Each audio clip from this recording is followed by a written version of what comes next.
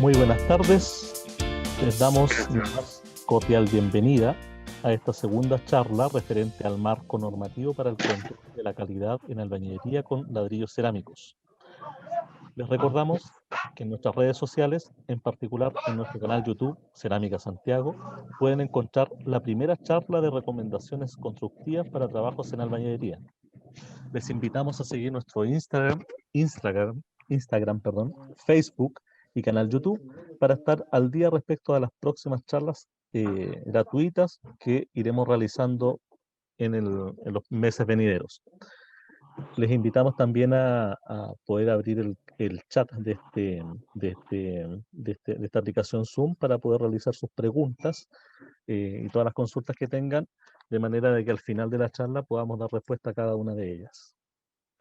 Damos inicio a la charla, cuyo nombre es Marco Normativo para el Control de la Calidad en Albañilería con Ladrillos Cerámicos Industriales.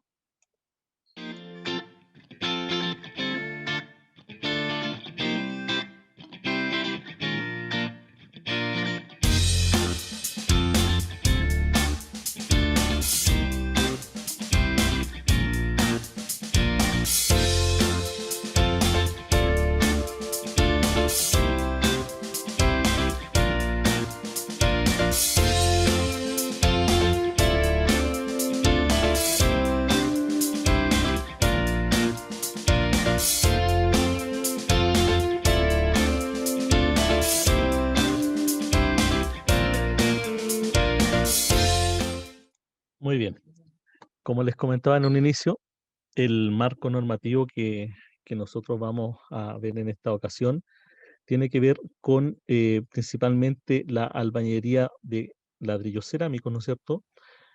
Bajo la cual, por ejemplo, existen dos normas, como ustedes pueden ver en pantalla: la norma chilena de albañilería armada, que es la norma 1928, requisitos para el diseño y cálculo, y la norma para albañilería confinada, que es la 2123.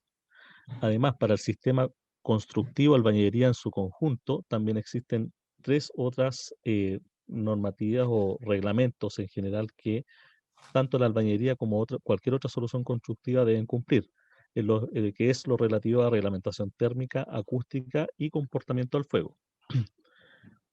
En forma paralela, también existe marco normativo para los materiales constituyentes de la albañilería, como son los ladrillos, el mortero, el acero de refuerzo y el hormigón de relleno en el caso de que se utilice.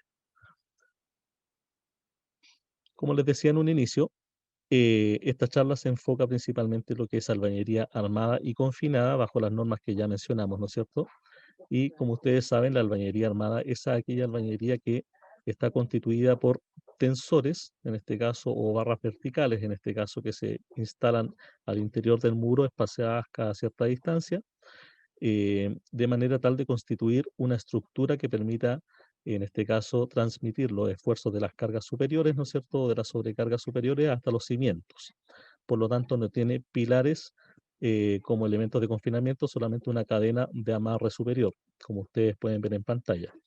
Y también existe la albañilería confinada, como ustedes bien saben, es aquella albañilería que está enmarcada, ¿no es cierto?, principalmente por elementos de hormigón, también podría ser acero, en la cual la albañilería simplemente corresponde a un paño, en este caso de ladrillos pegados con morteros, que está enmarcado por estructura, que es en este caso la encargada de transmitir las sobrecargas superiores hasta los cimientos de la vivienda o de la estructura.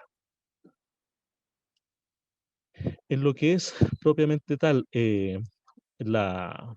los requisitos, ¿no es cierto?, los ensayos y los requisitos para el sistema constructivo de albañilería, una de las primeras cosas que encontramos cuando buceamos un poco en la norma, ¿no es cierto?, en particular para la albañilería armada y confinada, es que se solicita la resistencia prismática del proyecto, la que ustedes pueden ver ahí en pantalla. En este caso pueden ver una fotografía de un pequeño prisma, en este caso, que es como una torre de ladrillo, ¿no es cierto?, que se va colocando en soga, como se aprecia en la imagen, la cual es sometida a compresión, ¿no es cierto?, compresión axial en este caso, y se ensaya hasta su rotura. Como les decía, la resistencia prismática en este caso se ensaya una torre de ladrillo, en este caso, como se aprecia en la imagen, de ese ensayo hasta la rotura, ¿no es cierto?, se obtiene la resistencia prismática del proyecto con presión axial, en este caso. Y existen dos maneras de obtenerla o calcularla. Una es vía ensayo, que en este caso se ensayan 5 probetas, y en este caso con la fórmula que se indica en pantalla, en este caso, con el promedio de esos 5 valores y la diferencia entre el mayor y el menor, se obtiene en este caso el valor de resistencia del proyecto, de resistencia prismática o el famoso prisma, ya que se pide siempre a cada obra en particular.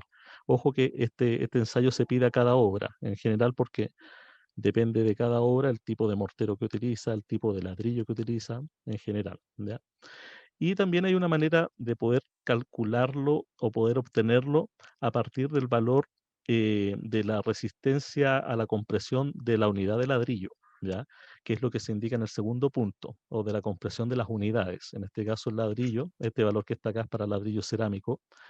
FP corresponde a la resistencia a la compresión del ladrillo cerámico. Como vamos a ver un poco más tarde, lo mínimo que se pide para los ladrillos grado 1 es 15 megapascales. Por lo tanto, y también en la norma de albañilería armada se exige grado 1 y grado 2, como vamos a ver más adelante. Entonces, a partir de eso se obtiene un valor mínimo de resistencia prismática que es de 2,75 megapascales, que es contra lo cual yo, por ejemplo, podría realizar un ensayo de resistencia prismática que llegue a mis manos, ¿ya? Segundo, em, segundo, acá. En la albañilería, como les decía, la resistencia prismática se pide tanto en albañilería armada como confinada. En el caso de la albañilería confinada se exige además un ensayo de compresión diagonal o murete, como ustedes pueden ver en pantalla, que en este caso se efectúa una compresión diagonal también hasta la rotura y ustedes pueden ver la rotura que se produjo en el murete, ¿no es cierto? Y también hay dos maneras de calcularla. Una, al igual que en el caso anterior, a través del ensayo de 5 probetas, bajo lo cual los resultados se someten a esta fórmula para poder obtener su valor indicativo, o bien al valor indicativo de lo que se indica en la tabla que se muestra en pantalla, que en el caso de los ladrillos perforados, que es el caso, por ejemplo, de los ladrillos de Cerámica Santiago, es una resistencia básica al corte de 0,50 megapascales. ¿Ya?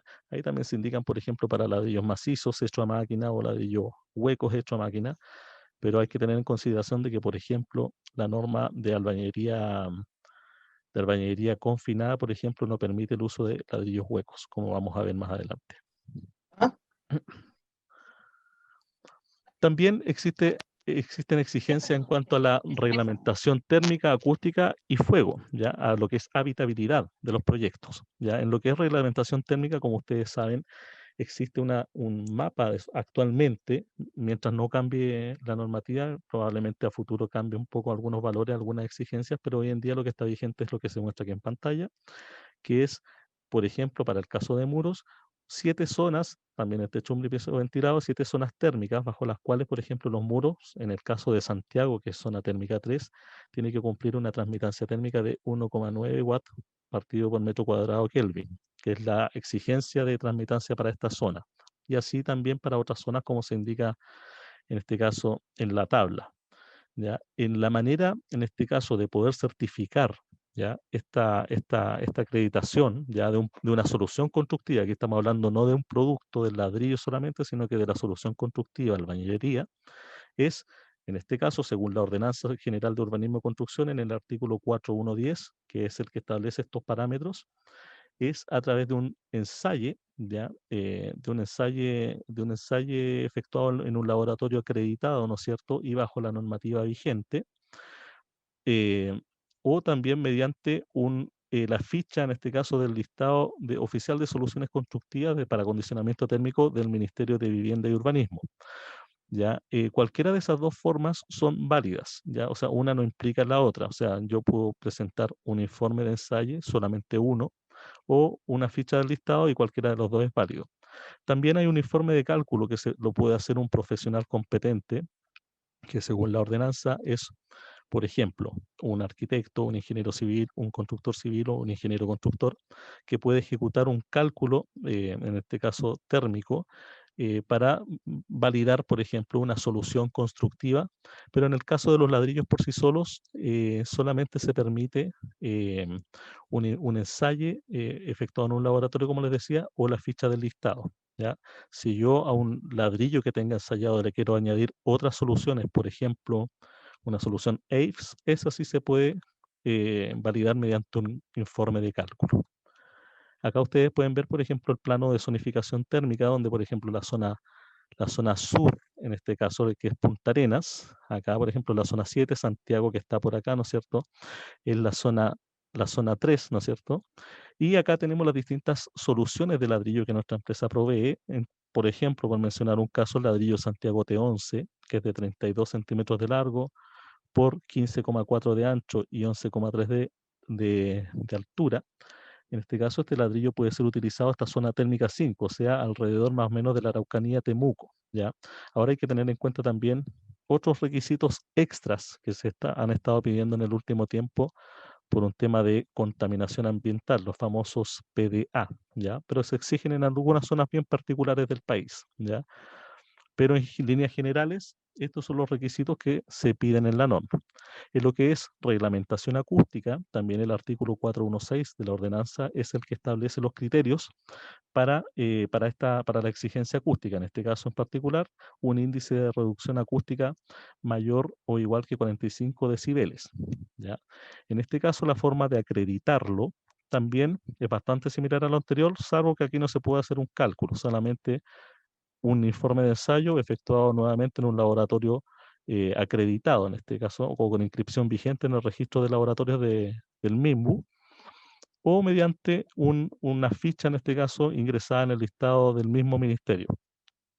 En este caso, ahí ustedes pueden ver, por ejemplo, dos uniformes de un laboratorio, en este caso, que más o menos es la nomenclatura que muestra un laboratorio IBM, en este caso de nuestras soluciones, o la nomenclatura más o menos de la ficha del ministerio, del listado del ministerio, ¿ya?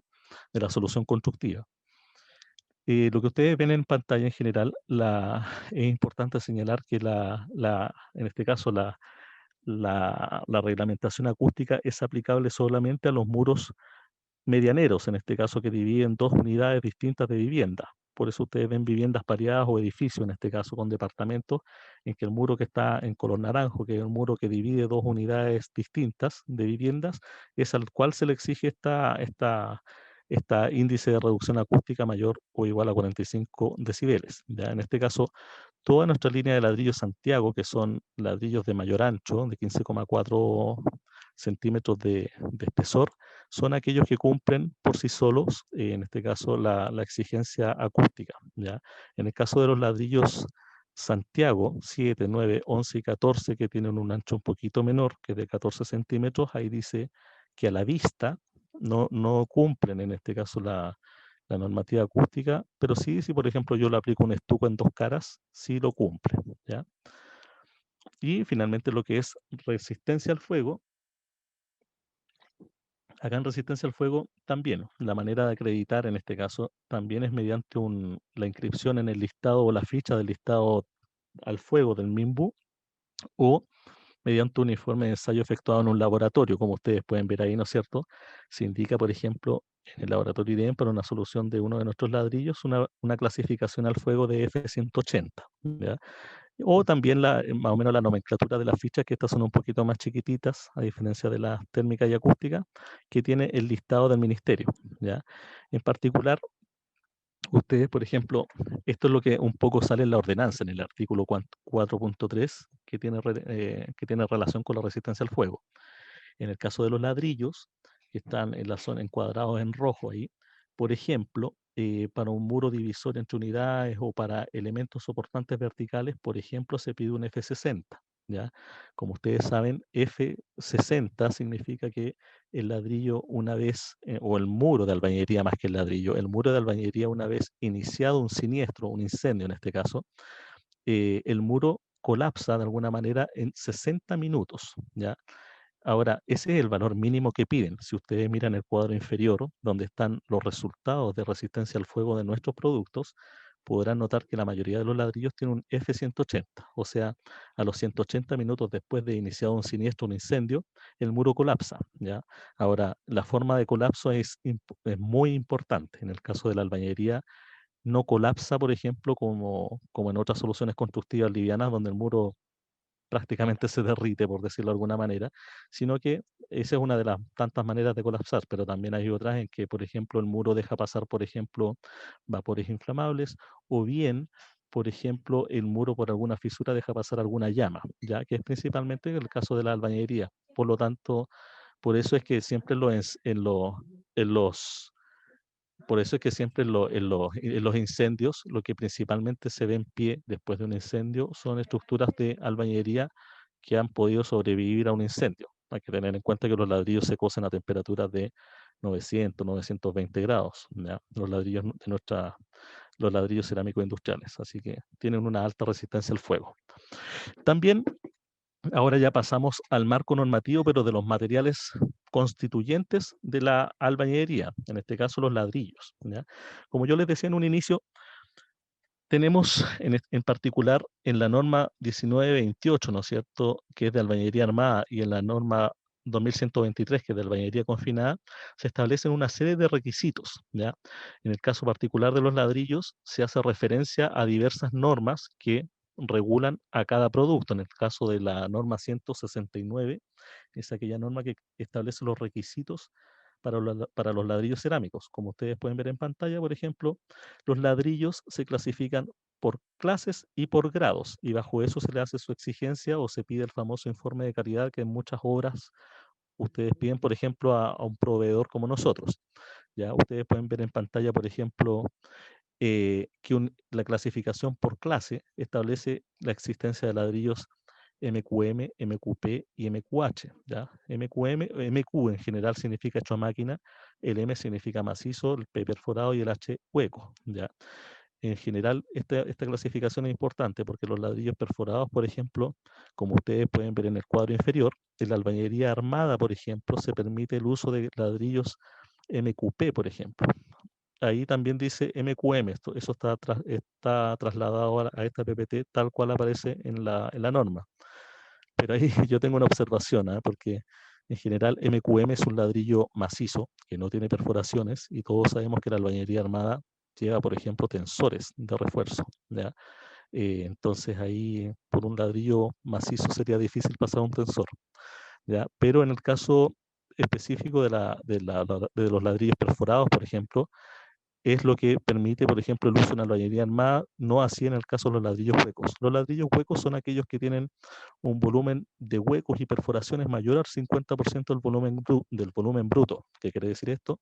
De que, por ejemplo, un ladrillo tiene tabiques demasiado delgados, ¿ya? O tiene muchos espacios de aire, por decirlo de alguna manera, huecos muy grandes, ¿ya? Entonces, en ese caso, el ladrillo se clasifica como hueco y no como perforado. Los ladrillos clásicos como Santiago, Santiago T7 en general, son todos ladrillos MQP, ¿ya? Que por lo tanto pueden ser utilizados, como ustedes ven ahí en el cuadro inferior, en albañilería armada y confinada. Y además la norma establece grados, ¿ya? Los grados dicen relación con los requisitos mecánicos, como por ejemplo la resistencia a la compresión, absorción de agua y adherencia, ¿ya?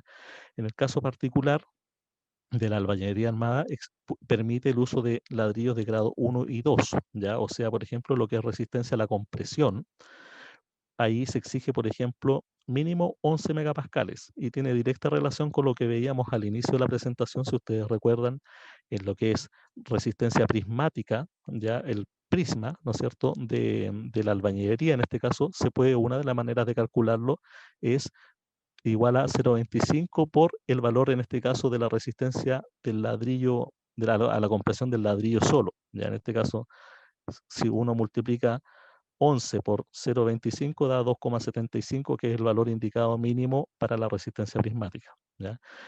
Y en el caso de la albañilería confinada no indica grado, ya permite el uso de ladrillos grado 1, 2 o 3, e incluso los ladrillos artesanales que tienen valores bastante más bajos de los que se indican en este caso en esta tabla, ¿ya? También la misma norma 169 y obviamente la norma de albañilería armada y confinada también establecen algunos requisitos geométricos que el ladrillo debe cumplir, ¿ya? En general aquí las cosas más o los temas más importantes, bueno, ustedes pueden ver, por ejemplo, en la pantalla, el hueco mayor o la perforación mayor, llamémosle hueco porque así es como se denomina, en este caso el hueco mayor, que es por donde se pasa un fierro tensor, se denomina hueco, y las cavidades menores se denominan perforación, ¿ya? En este caso es importante saber de que el mínimo, en este caso, o a la arista mínima que debe tener, en este caso, un hueco de un ladrillo, en este caso de 5 centímetros, y un área mayor o igual a 32 centímetros más cuadrados, en este caso del hueco donde va un fierro tensor o donde puede ir uno, ¿ya? También establece, por ejemplo, para los ladrillos perforados, como el que ustedes ven en la imagen, la existencia o un valor mínimo de cáscara compuesta. La cáscara compuesta es aquella que tiene un tabique que da hacia el exterior, que es el que ustedes ven, ¿no es cierto?, cuando el ladrillo está instalado, una línea de perforaciones, ¿no es cierto?, y otro tabique interior que ya viene a dividir, por ejemplo, con la zona donde va el tensor, del hueco donde va el tensor, ¿ya? Los tabiques interiores del ladrillo, como los que ustedes ven en la zona media, pueden tener, por ejemplo, espesores bastante menores, por eso que ustedes ven espesores de 6 milímetros hacia arriba en general, ¿ya? También la norma de albañilería armada y confinada, a través de la norma 169, establece requisitos en cuanto a la forma y terminación. En cuanto a la forma, por ejemplo, establece tolerancias dimensionales, ya que en ladrillo puede tener ciertas tolerancias en el largo, por ejemplo, de más o menos 5 milímetros, tanto a la vista como para ser revestido. En el ancho y en el alto 3 milímetros. Y en la planeidad, que es el famoso aplatanamiento que de repente en algunos ladrillos, como ustedes pueden ver en la imagen 4, ¿no es cierto? Se producen en algunos casos algunos aplatanamientos en el ladrillo. Esa también existe una tolerancia al respecto que permite 4 milímetros, ¿ya? De tolerancia respecto a la planeidad. Y la norma también establece algunos requisitos en cuanto a fisura superficial, por ejemplo, fisura pasada y desconchamiento. La fisura superficial, como su nombre lo indica, es aquella que está por encima de la cara de un ladrillo. La pasada, como ustedes pueden ver ahí en la imagen 2, compromete, por decirlo así, el espesor completo de un tabique de arcilla, ¿no es cierto? Y un desconchamiento es como una especie de cráter, ¿ya? Por ejemplo, en el caso de un desconchamiento, en un ladrillo que va a ser revestido, estucado, con EIFS u otra solución, se acepta, por ejemplo, en un ladrillo revestido hasta un desconchamiento por cada cara, ¿ya? Mientras su diámetro no supere los 10 milímetros, que es más o menos el tamaño de una moneda de 10 pesos, más o menos, para efectos de revisión, ¿ya? Lo mismo, por ejemplo, para el caso de una fisura pasada, ¿ya? Como la que ustedes ven en el caso 2, para, la, para, la, el, para aquella albañería que va a ser revestida, se acepta una fisura pasada en cualquiera de las caras del ladrillo, ¿ya? O sea, en ese sentido, si ustedes están construyendo este tipo de albañería y ven un ladrillo que tiene ese tipo de defectos, por decirlo así, no puede ser utilizado de acuerdo a lo que la misma norma permite, ¿ya? Em, Además, es importante tener este concepto que está en el cuadro inferior, ¿no es cierto?, en rojo, donde dice que el porcentaje de unidades con fisuras superficiales en un paño, en este caso, puede ser de hasta un 2%, ¿ya? Eso también para tenerlo en cuenta, en consideración. Pasando a lo que es el mortero, en el caso del mortero, también hay requisitos. En este caso, por ejemplo, lo que es a la compresión, la norma, tanto la armada como la confinada, exigen el uso de morteros con resistencia a la compresión mayor o igual a 10 megapascales, ¿ya? Y una retención de agua después de la succión al 70%. Y para que ustedes tengan una idea más o menos, es importante acá de que, por ejemplo, el ladrillo se instale, como se indica un poco más adelante, se instale humedecido, ¿ya? O saturado con superficie seca. Y esto tiene directa implicancia en esta succión que acá se señala. Porque si yo instalo el ladrillo seco, va a succionar demasiado agua del mortero de pega, ¿ya? Probablemente más de un 30%, ¿ya? Entonces va a dejar al mortero de pega con poca agua, por ejemplo, para un correcto fraguado, ¿ya? Por lo tanto, se pueden generar fisuras, por ejemplo, por retracción, ¿ya? Entonces, por eso es importante seguir en este caso los pasos recomendados siempre por lo que es por la albañilería, en este caso, por el procedimiento natural de la albañilería. Acá está la norma referenciada, ¿no es cierto?, para que deben seguir el mortero en este caso, y las normas de ensayo para la compresión y la retención de agua, ¿ya?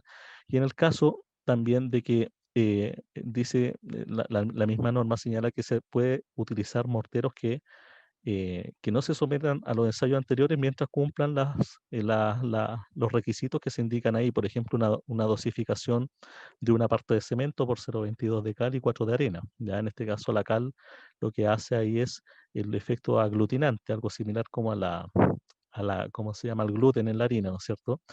Y una fluidez o un asentamiento medido según la norma chilena 1019, eh, menor o igual a 18 centímetros. ¿Ya? Eso es importante tenerlo en cuenta.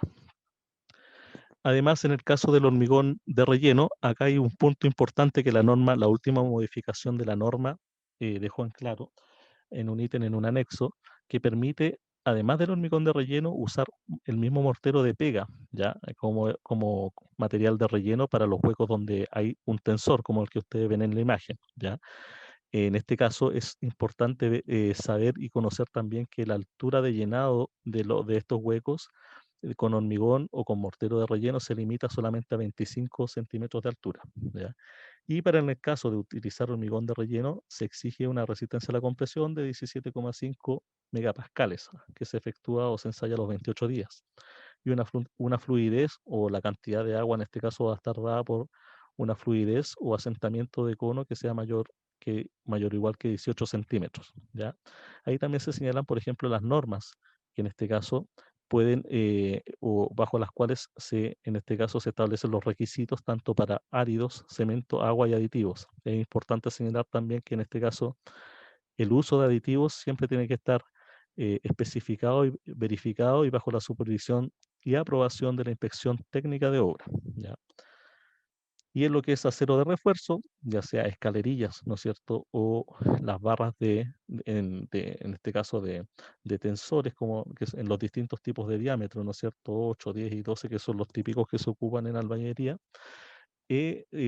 También, por ejemplo, ahí lo que señala la norma es que cumpla las exigencias para barras de acero de hormigón armado, en este caso, que según la norma chilena 204 se permite el uso de barras lisas, en este caso, por ejemplo, en estribos, ¿no es cierto?, en armaduras horizontales y en escalerillas, como ustedes pueden ver en la imagen. Y en lo que es armadura horizontal, este tema igual es súper importante, porque hoy en día en más de alguna obra nos ha tocado ver que ante la escasez de materiales, por ejemplo, y ante la ausencia de escalerillas, están utilizando, por ejemplo, barras lisas, ¿no es cierto?, que en un extremo, como indica ahí en el texto, forman un gancho de 180 grados en torno a la armadura vertical. Y es la manera que permite la norma, en este caso, de poder reemplazar a una escalerilla en el caso de que no existan escalerilla o o no se encuentre escalerilla en el mercado, como ha estado pasando en el último tiempo. Así que eso es un buen dato para poder utilizar.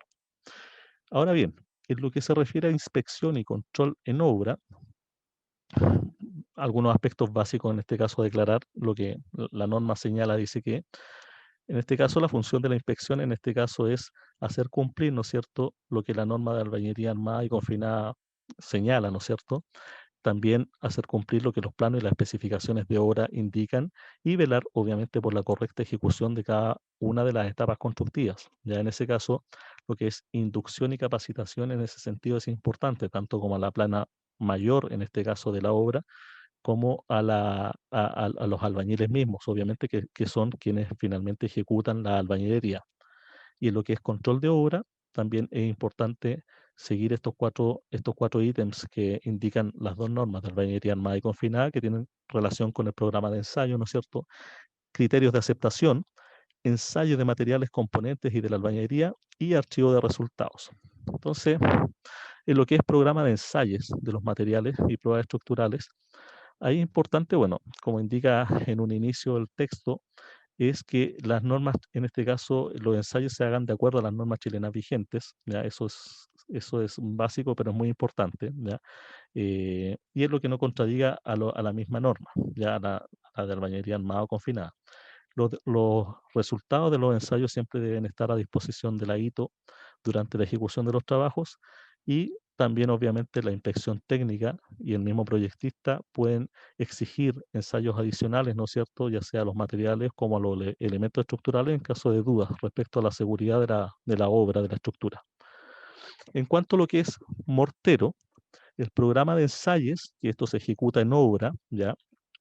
El programa de ensayos estipula de las dos normas de albañilería armada y confinada que se debe tomar un mínimo de 3 muestras cada 2.000 metros cuadrados de muro, ¿ya? En general o fracción inferior, ¿ya? En este caso se toman 3 viquetas Rilem por cada muestra, ¿no es cierto? Y al menos 2 de estas viquetas se tienen que sellar a los 28 días, ¿ya? En este caso estamos hablando de la compresión, la resistencia a la compresión del mortero, que como vimos en un inicio, era de mínimo 10 megapascales. En el caso del hormigón de relleno, se exige como mínimo 3 muestras cada 500 metros cúbicos de hormigón o fracción inferior, ¿ya? También, obviamente, está compuesta de 3 probetas cada muestra, ¿no es cierto? Lo mismo que el caso anterior, se ensayan por lo menos 2 de ellas a los 28 días. Y en el caso de la albañilería, como les decía en un inicio, que era con lo que partimos, se exigen 3 muestras cada 5.000 metros cuadrados de muro. En lo que es albañilería armada, cada muestra estará compuesta por lo menos por un prisma. O sea, se tienen que ensayar 3 prismas de albañilería que se ensayan a los 28 días, y en la albañilería confinada, en este caso, se ensayan, en este caso tiene que haber, o cada muestra estará compuesta por un prisma y un murete. O sea, son 3 prismas y 3 muretes, ¿ya? En el caso, ¿quiénes se eximen en este caso de estos controles que acabamos de mencionar? Todas aquellas viviendas individuales que cumplan, por ejemplo, con tener una superficie menor que 100 metros cuadrados de superficie, tener un número de pisos no superior a 2 y ser construida, en este caso, bajo la supervisión de un profesional proyectista, ya quien será en el fondo quien certifica la calidad de la obra, ¿ya? Y obviamente no formar parte de un conjunto de viviendas, tiene que ser, como dicen en un inicio, una vivienda individual. En lo que es criterio de aceptación, acá está, por ejemplo, en el cuadro rojo, lo que se señala en la obra, lo que se exige, y hay un ejemplo inferior, ¿ya? Hay un ejemplo en este caso que está tomado en base a la resistencia prismática o un ensayo de prisma, en este caso, efectuado a uno de nuestros productos, que es el Santiago T9, ¿ya?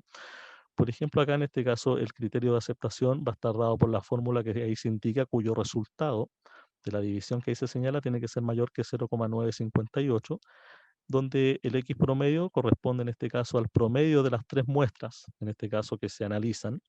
Estamos hablando de prisma, por ejemplo, por lo tanto te pide mínimo 3. ¿Ya? Acá en los laboratorios hoy en día ensayan 5, ¿ya? 5 prismas, 5 muretes. Y en el caso también se considera la desviación normal, en este caso de las 3 muestras, según la fórmula que ahí se indica, ¿no es cierto? Y se considera como F en minúscula, en este caso, la resistencia mínima a la compresión especificada. En el caso del mortero son 10 megapascales, como hablábamos en un inicio, para el hormigón 17,5 megapascales, y en el caso del F'M, en este caso la resistencia prismática, corresponde a lo especificado en los planos de cálculo, ya no al valor mínimo de la norma, sino que a lo que por proyecto se define. Entonces, por ejemplo, para tomar cualquier un ejemplo cualquiera, como les indicaba en un inicio, aquí están, por ejemplo, los resultados de resistencia prismática que se midieron a 5 probetas en este caso. El valor promedio de ella da 12,3 megapascales, se obtiene la desviación normal, ¿no es cierto? Y un valor ejemplo, como les decía en un inicio, que puede haber estado, por ejemplo, en un plano de cálculo, de acuerdo a lo que un calculista, por ejemplo, haya podido calcular, y se obtiene en este caso, se hace la operación indicada, ¿no es cierto?, en la fórmula superior, y da, por ejemplo, que el valor de 5,66 es mayor a lo que en este caso se considera como criterio de aceptación. Por lo tanto, los valores ensayados están bien, ¿ya? Acá, por ejemplo, hay un cuadro resumen, ya en este caso, en lo que es los ensayos de los materiales componentes y de la albañilería también. Es un cuadro resumen un poco de casi todo lo que hemos hablado, ¿ya? Ustedes pueden ver en un inicio, por ejemplo, los ensayos mecánicos básicos a los ladrillos, donde está la resistencia a la compresión, ¿no es cierto? Bajo qué norma, en qué norma están los requisitos y en qué norma están los ensayos, ¿ya? Los requisitos mínimos ¿cómo se llama?, de 15 megapascales para los ladrillos, ¿no es cierto?, de 15 megapascales. absorción, adherencia, ¿no es cierto? Porcentaje de hueco, verificación dimensional y geométrica. También, por ejemplo, los requisitos, los ensayos mecánicos al mortero y al hormigón de relleno, los ensayos estructurales de prisma y murete y los de confort habitacional que vimos en un inicio. ¿Ya? Ahí están en este caso los requisitos mínimos que se piden para cada caso, ¿no es cierto? El número de muestras que se puede, como ustedes pueden ver ahí, que en cada ensayo se exige, la frecuencia en la cual en este caso se exige este ensayo y en este caso lo que es observación, en este caso la manera de certificar, en el caso de los requisitos mecánicos estructurales, por ejemplo, indica que se deben tomar, en este caso, como hablábamos en un inicio, 3 muestras cada 5.000 metros cuadrados de muro y así sucesivamente. En el caso de los ensayos de los ladrillos, es principalmente por acuerdo entre las partes, en este caso entre el fabricante y el cliente, en este caso. Ya, y en el caso del confort habitacional, en este caso la forma de acreditar es la que vimos en un inicio, ya de acuerdo a un ensayo o ficha del MIMBU principalmente, ficha de los listados de soluciones constructivas del Ministerio de Vivienda y Urbanismo. También es importante, según lo que indica la norma, tener un archivo de resultados, el cual puede, en este caso, ser consultado, obviamente, en cualquier momento por la inspección o supervisión de obra, ya tiene que estar a disposición de ellos, ya que hay un dato importante que tiene que estar disponible por lo menos 5 años, ya un plazo mayor o igual a 5 años, posterior, ¿no es cierto?, a que termina la obra en poder del arquitecto o del ingeniero responsable del proyecto. Y un aspecto que también se señala en la norma de albañilería confinada, que la mano de obra en este caso debe estar calificada. Para eso, en este caso, es súper importante no tanto la inducción, sino que también realizar cursos en este caso, de capacitación a los albañiles principalmente y también obviamente a quienes supervisan. Y en ese sentido, nuestra empresa también está prestando un servicio, en este caso, que obviamente es gratuito para nuestros clientes, en el cual se ofrece, como se aprecia en la imagen, se ofrece charlas en terreno, en este caso, de capacitación para los albañiles y profesionales de obra. ¿Ya? Ahora también vamos a pasar a una parte un poquito más entretenida, con un poquito más del día a día y de lo que uno ve en obra, ¿no es cierto? Pasamos a la parte normativa y vamos un poco a los aspectos de inspección o disposiciones constructivas que la norma señala respecto a la construcción misma de la albañería. Primero, como ustedes habrán notado más o habrán leído más de alguna ocasión, que la albañilería no se puede construir en temperaturas menores a 3 grados Celsius o en temperaturas superiores a 35 grados Celsius. Ya en este caso, en aquellas superficies que, por ejemplo, hayan sufrido el efecto de heladas, ya también obviamente no se debe trabajar. ¿Ya? También en el caso del mortero, lo que la norma indica en este caso es que primero, cuando yo, por ejemplo, comienzo a mezclar el mortero, ¿no es cierto? A no ser que venga premezclado, ¿no es cierto? Pero en el caso del predosificado o del hecho en obra, también en este caso, primero, en este caso se vierten, ¿no es cierto? Los componentes sólidos se mezclan hasta lograr un color homogéneo y a continuación se añade el agua, ¿no es cierto? El mezclado mecánico, en este caso, corresponde a 5 minutos o a 120 revoluciones, después agregado todos los componentes. Y el mezclado manual, ahí aquí en este caso tiene que ser con autorización de la inspección técnica o en obras menores hasta 0,25 metros cúbicos de masa en este caso, ¿ya? No más que eso. Eh, y en el caso, aquí también hay un punto importante, que en el caso dice acá la norma textual que no se deben usar morteros de más de 2 horas de edad, ¿ya? Desde el mezclado inicial o que ha empezado a fraguar. Ya durante este periodo de las 2 horas, se puede usar agua para recuperar la trabajabilidad, no después de las 2 horas. Ya después de las 2 horas, el mortero simplemente, como dice la norma, no se puede utilizar. Y obviamente, como hablábamos en un inicio, el uso de aditivos tiene que ser autorizado, en este caso, por la inspección técnica de obra, en todo momento. ¿Ya? En lo que es la preparación y la colocación de unidades, también hay algo de lo que hablábamos en un inicio, que tiene que ver directamente, por ejemplo, con la retención del 70% de humedad que se le exige al mortero, ¿ya? Eh, ahí les pido por favor a quienes tengan el audio abierto, por favor, que puedan apagarlo para no interrumpir la charla, por favor. Como les decía en un inicio, este 70% de retención de agua tiene directa relación con la forma en la cual yo instalo el ladrillo.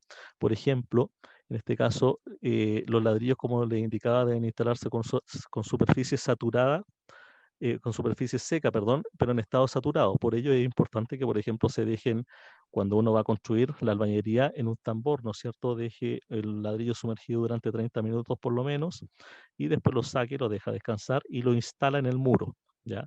De esa manera se evita en este caso que si el ladrillo, como les decía en un inicio, se instalara seco, succione demasiada agua de amasado del mortero y modifique su capacidad de retención de agua, ¿ya?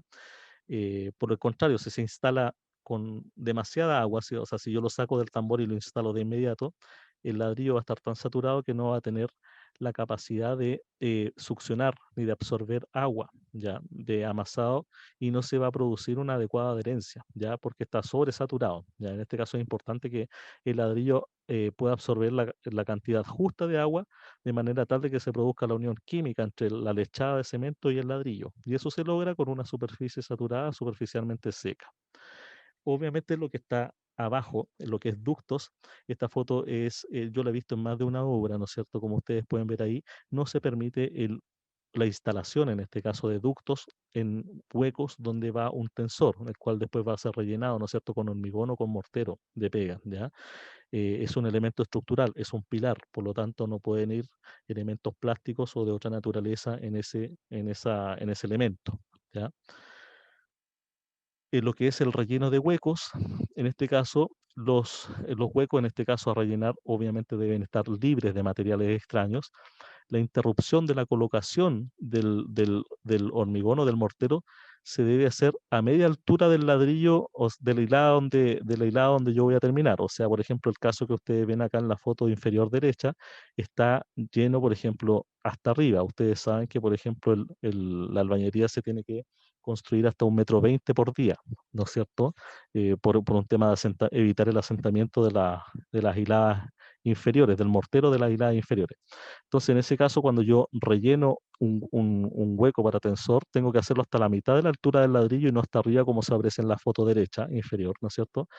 O en el caso de ladrillo de más de 10 centímetros de altura, hasta 5 centímetros del borde superior del ladrillo, ¿ya? Y en el caso de el, el hormigón o mortero de relleno, es importante que se vibre o compacte de modo que garantice un correcto y perfecto llenado del hueco en toda su altura, ¿ya?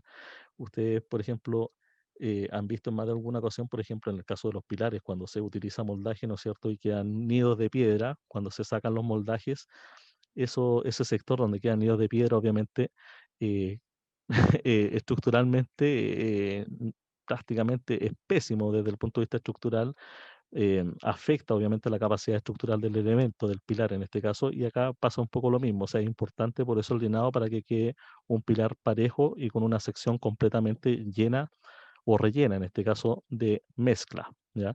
Y obviamente también es importante no doblar ni vibrar la armadura de refuerzo porque obviamente destruye la adherencia con el hormigón o mortero que está en las hiladas inferiores. En ese sentido es súper bueno el uso de ductos, en este caso tubos de PVC, en este caso como ustedes ven en la pantalla, en la foto inferior izquierda, porque estos ductos o estos tubos de PVC permiten, por ejemplo, proteger al tensor del vibrado y del doblado, facilita la compactación, ¿no es cierto? Ayuda a compactar, ¿no es cierto? Con la mezcla, ¿no es cierto? Y mantiene al tensor lo más centrado posible, de manera de que no toque las caras interiores del hueco del ladrillo, ya que también es otro punto que señala la norma que tiene que tener por lo menos 1 centímetro respecto del borde, ¿ya? En lo que es juntas de construcción, también es súper importante que estas juntas estén limpias, rugosas y húmedas, ¿ya? El tema de la humedad también es exactamente a lo mismo, al tema, también tiene que ver con el tema de la retención de agua, que te hablaba en un inicio con el caso del ladrillo seco. Si yo sobre el sobrecimiento coloco mi primera hilada, mi primera cama o primer tendel, primera cama de mortero, y el sobrecimiento no lo humedezco previamente, el sobrecimiento, como va a estar seco, va a succionar demasiado agua de esa mezcla de mortero. Por lo tanto, va a hacer de que este mortero, ¿no es cierto?, pierda gran parte de su agua de amasado, no fragüe correctamente y se produzcan, por ejemplo, efectos como el de la foto, en que hay problemas de adherencia, ¿no es cierto?, de adherencia final después ya construido el muro, ¿no es cierto? Y en ese sentido también una superficie rugosa y limpia obviamente también ayuda a una buena adherencia y que la albañilería trabaje de manera solidaria en este caso o sea, que trabaje correctamente con el resto de la estructura, con el sobrecimiento en este caso. Y lo que es canterías, en este caso es importante acá el trabajo con herramientas, por ejemplo, como el cantero o una planilla para lograr los tipos de remate de cantería como ustedes ven en pantalla. A la vista, por ejemplo, se recomiendan ese tipo cóncavo, ¿no es cierto? O en V, ¿no es cierto? Porque ese tipo de cantería hace correr el agua. Una vez que uno impermeabiliza el muro, hace correr el agua por estas canterías y no se deposita en ellas. Y en el caso de las canterías planas o rehundidas, ¿no es cierto?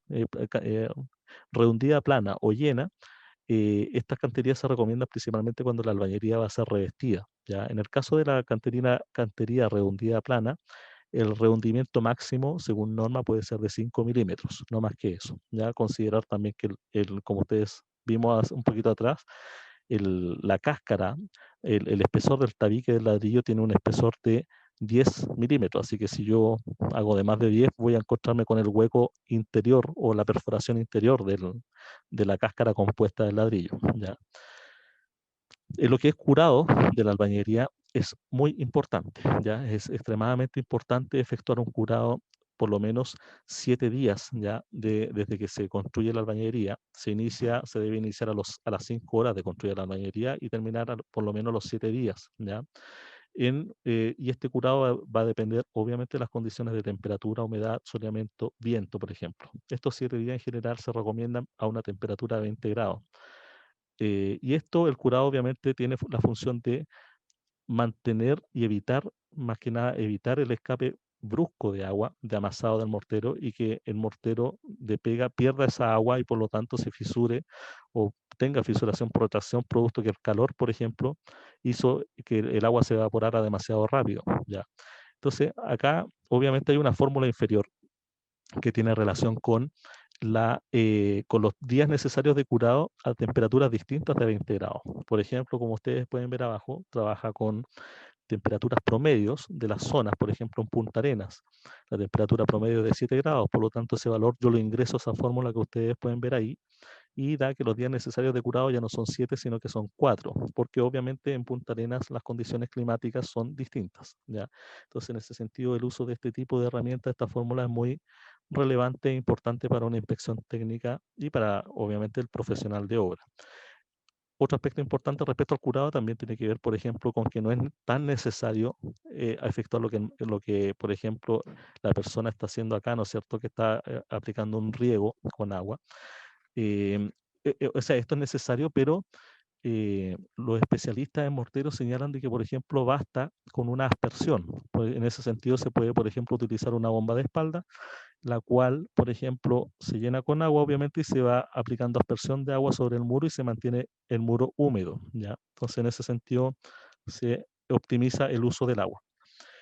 Y ya casi al final de lo que estamos llegando, ¿no es cierto? La norma establece también requisitos sobre la verticalidad de la albañería, por ejemplo, como ustedes indican ahí, o la pérdida de plomo. En el ejemplo que ahí se indica, para una altura de 2,4 metros, que en este caso la pérdida de plomo corresponde a un 4,8 milímetros. Por lo tanto, dentro de ese rango, la albañilería, en este caso, o la pérdida de plomo de un muro no debería ser rechazada. Lo mismo en el cabeceo de repente que se produce en algunas, por ejemplo, los vanos, ¿no? Como ustedes ven en la foto derecha, el alineamiento vertical y horizontal, por ejemplo, ¿ya? En este caso, siempre los albañiles dejan un lado alineado y otro lado que no está alineado, ¿ya? En este caso, como ahí está sobreexagerado, en este caso en la imagen en blanco y negro a la izquierda abajo, pero acá, por ejemplo, en la foto real, si ustedes lanzan una plomada, ¿no es cierto? ¿No es cierto? Y miden en este caso la distancia en este caso, que hay entre un ladrillo y esa recta, tienen una tolerancia en el lado no alineado de 6 milímetros, ¿ya? Mientras esté dentro de ese rango, la albañilería no debería ser rechazada porque está dentro de los parámetros que la misma norma de albañilería armada y confinada establece. Lo que es el espesor de cantería también es muy importante, ¿ya? Acá, por ejemplo, se aprecia, por ejemplo, canterías yo he visto más de 30 milímetros, 33, 35 milímetros, en ladrillos cerámicos industriales, ¿ya? Y canterías que derechamente se pierden, como la que se ve en la foto, derecha, superior, ¿no es cierto? Donde se ven canterías más o menos de 15 milímetros, pero ahí hay una foto, un ladrillo que queda junto con el otro, ¿ya? A tope prácticamente, ¿ya? Entonces, en ese sentido, en espesores de cantería entre 10 y 20 milímetros, la tolerancia siempre va a ser más o menos 3, ¿ya? Que es lo típico que se utiliza o se especifica en los planos, ¿no es cierto?, de canterías de 15 milímetros más o menos 3, ¿ya? De tolerancia. Y también la norma habla sobre la pérdida de linealidad de la junta, que en este caso es de 3,2 milímetros en 3 metros, en este caso, que es lo que ustedes pueden ver ahí en ambas fotos, ¿no es cierto?, donde hay una pequeña pérdida de linealidad de un tendel, ¿no es cierto?, de una cantería horizontal. También la norma establece una tolerancia al respecto. Finalmente, ahí la foto salió cortada, en este caso no aparecen algunas cosas, pero debe ser algún problema de carga. Mencionarle que nuestra línea de ladrillos, sí, está cortada esta foto, apareció una imagen de una casa ahí, pero comentarle simplemente de que nuestra línea de ladrillos estructurales, que son todo grado 1, ¿no es cierto? Según la norma 169, y son perforados, tenemos la línea de ladrillos Santiago, que son ladrillos estructurales principalmente que se ocupan en el muro perimetral o en la envolvente de la vivienda, y la línea Santiagote, que es un ladrillo un poco más largo y más ancho, como ustedes pueden ver, con las mismas alturas de la línea Santiago, pero al ser más largos y más anchos, pueden ser utilizados también en lo que es aislación acústica, ¿ya? O esta famosa requisito de la reglamentación acústica que veíamos en un inicio, ¿ya? Y además también pueden ser utilizados obviamente en el muro perimetral al tener también un mayor poder de capacidad aislante. Acá está nuestra línea de producto, además de los ladrillos, tenemos ladrillos más grandes como el megabloque, ¿no es cierto?, el termomurotón, que son ladrillos de mayores dimensiones, que tienen mayor rendimiento de instalación, ¿no es cierto?, menor uso de mortero, menor uso de unidades de ladrillo. También tenemos ladrillos que no son estructurales, como por ejemplo el ladrillo fiscal princesa, que se utiliza para cierres perimetrales, por ejemplo, ¿no es cierto?, jardineras, obras menores, el tabique tabelón y productos de terminaciones como los baldosines para pisos, los enchapes para muros y los quebravistas, que tenemos dos modelos para celosías, ¿no es cierto?, de edificios, cierres perimetrales también, entre otros, para sol también, para control solar, entre otras aplicaciones. Comentarles para finalizar de que nuestra primera charla se encuentra disponible en nuestro canal YouTube. Ahí ustedes pueden ver una imagen acá en el lado izquierdo de la pantalla y los invitamos para que nos sigan en nuestras redes sociales para que puedan, como les decía en un inicio, estar al tanto de las próximas charlas que realizaremos. La que viene a continuación, que debería ser más o menos a fin de este mes o a principios del próximo, tratará sobre el tratamiento de fluorescencias y humedades en albañería, ¿ya?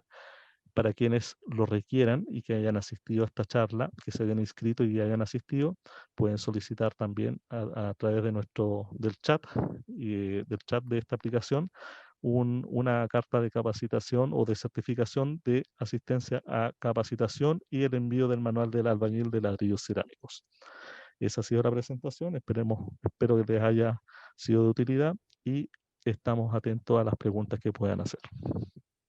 Francisco, buenas tardes. Nos han llegado varias consultas.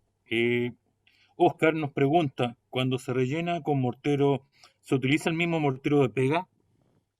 Sí, mira, por ejemplo, el mismo mortero de pega en este caso que se ocupa en las canterías, ya sea en cantería vertical, que se llama llaga, o el tendel, se puede utilizar también como elemento de relleno de los huecos donde hay tensores, en este caso. La norma de albañilería armada lo permite, ¿ya? Permite el uso de este mortero, que cumpla obviamente los requisitos que acabamos de ver en la presentación. También Jorge Godoy nos pregunta, ¿qué pasa con el asentamiento de las hiladas cuando se vibran el relleno del tensor? Ya, mira, bueno, hay dos cosas respecto al asentamiento. Quizás lo más importante tiene que ver con la velocidad de instalación. Muchas veces, por un tema de lograr una mayor rapidez de instalación, se colocan una cantidad de hiladas mayor al metro 20, que es lo que la norma permite, ¿ya? Entonces, eso hace que se transfiera un peso mayor hacia la base, en este caso del muro, y en ese sentido se puede producir, dependiendo de las condiciones o de las capacidades del mortero, un pequeño asentamiento en que se pierda la cantería un poquito, ya no sea de 15, por ejemplo, sino que pasa a ser 10 u 8, ¿ya? En algunas obras, pero eso depende simplemente de la capacidad del mortero, porque en algunas obras yo he visto que incluso se han tirado con altura completa, de piso a cadena, y ¿cómo se llama? No se ha producido absolutamente ningún asentamiento en las hiladas inferiores. Ahora, en respecto al vibrado que señalaba la persona, claro, en este caso el vibrado, en este caso es importante utilizar un elemento que no, por ejemplo, no toque el tensor, ya que el vibrado se efectúe, por ejemplo, con varilla o con el mismo ducto con el tubo de PVC, ¿no es cierto? Un PVC de 32, por ejemplo, se ocupe para ir compactando, llenando y compactando el hueco, de manera de evitar, por ejemplo, que se vibre el tensor o que se provoque una excesiva vibración que, por ejemplo, afecte a otra cosa que no sea el mortero del hueco del tensor, ¿ya? Y que afecte a otras cosas, como por ejemplo un tendel. Ok. Nos dice, ¿alguna recomendación para el sector costero? Además de los 3 grados de Celsius. Ah, para climas costeros, dice, era la pregunta. Correcto, sí, me pregunta, ¿alguna recomendación para el sector costero, además de los 3 grados Celsius? Ya, mira, principalmente, bueno, o sea, el tema en este caso la recomendación principal en este caso cuando hay temperaturas muy bajas es, puede parecer poco práctico, pero lo que se hace mucho ahora es cubrir un poco la albañería, en este caso con polietileno, ¿ya? Es mucho el polietileno dependiendo de la cantidad de vivienda, obviamente. Si es un conjunto grande, es mucho quizás el polietileno que se tenga que utilizar, pero es una ¿cómo se llama? De las prácticas que se utiliza. Y también en este caso, en climas costeros, principalmente lo que se tiene que tener en consideración es el tratamiento de la eflorescencia, ¿ya? Y que yo creo que en más de alguna obra en la costa se ven afectos a la eflorescencia. En este caso ahí tienen que... las eflorescencias es normal que salga en la albañería, aprovecho de comentar esto, es normal que aparezcan eflorescencias en la albañería porque no son a causa del ladrillo, ¿ya? Sino que principalmente a partir de la lechada, en este caso el cemento, en este caso al entrar en contacto con agua, forma y al producir lechada de cemento forma sales solubles, en este caso que el ladrillo al momento de succionar esta agua para poder unirse químicamente con el mortero y proceder a la pega, succiona y arrastra un poco estas sales que son las que después aparecen en el borde del ladrillo. ¿Ya? Pero además hay otros factores, como por ejemplo los ambientales, ambientes marinos, salinos, que también favorecen, en este caso, la aparición de fluorescencias, ¿ya? Entonces eso es un punto que hay que tener en consideración. Las fluorescencias siempre se tienen que quitar a los 28 días después más o menos de construido el muro. Se tienen que quitar con un lavado o con un cepillado, principalmente con un lavado de agua idealmente, pero hay también otros procesos un poco más óptimos, como por ejemplo el uso de selladores acrílicos que encapsulan las sales, por ejemplo, ¿ya? Y evitan el uso excesivo de agua para estar lavando el muro, ya considerando que el muro ya a esa altura ya está relativamente seco, ¿ya?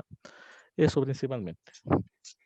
Eh, eh, Javier Navarro nos pregunta diferencia entre armadura y confinada. Entre armadura y confinada. O Construcción. sea, ya, bueno, a ver, si entiendo un poquito, a ver, la, la, la, la albañería, la albañería armada en este caso, lleva, por ejemplo, o considera el uso de, por ejemplo, tensores de refuerzo, ¿no es cierto?, escalerillas. La albañería confinada, si es que entiendo bien la pregunta, la albañería confinada en este caso no necesariamente utiliza tensores, de hecho no lo ocupa, salvo en algunas obras en que he visto que sobredimensionan un poquito, igual colocan tensores de refuerzo cuando hay pilares y cadenas de hormigón. ¿Ya? ¿Por qué no se ocupan tensores de refuerzo en vertical, en este caso en albañilería confinada? Porque la pega básicamente de traslado de fuerzas, en este caso, o de cargas y sobrecargas, se hace a través de los elementos de hormigón, ya en este caso en la albañilería confinada, de las cadenas y los pilares, ya. De esa manera se trasladan los esfuerzos hacia los cimientos y no a través de los tensores como en el caso de la albañilería armada. Y la última pregunta que nos hace don Hernán Zapata, en cuanto a eximir una obra de ensayo, se dijo que esto aplica para superficies menores a 100 metros cuadrados. ¿Cómo Sí. se mide esta superficie? ¿Se toma o no en cuenta los pilares, cadenas, vanos? Toda la superficie, se toma en cuenta toda la superficie de construcción. En este caso estamos hablando no de superficie de muro, ya estamos hablando de superficie de plana en este caso. Ya, o sea, por ejemplo, si su vivienda tiene una superficie útil de todos los elementos construidos que caen en ella, tiene, por ejemplo, 80 metros cuadrados su vivienda, y es una vivienda aislada, única en este caso, se exime de los controles que se indicaban en la de mortero, de prisma, de murete y de hormigón de relleno que se indicaban en la presentación, ¿ya? Pero en este caso se habla de superficie plana, no de superficie de muro. Eso, les damos las gracias por su asistencia. Esperamos poder encontrarnos nuevamente en la próxima charla que, como les decía, tiene relación con el tratamiento de eflorescencias y humedades en albañilería. Agradecemos nuevamente su asistencia y esperamos vernos próximamente. Hasta luego.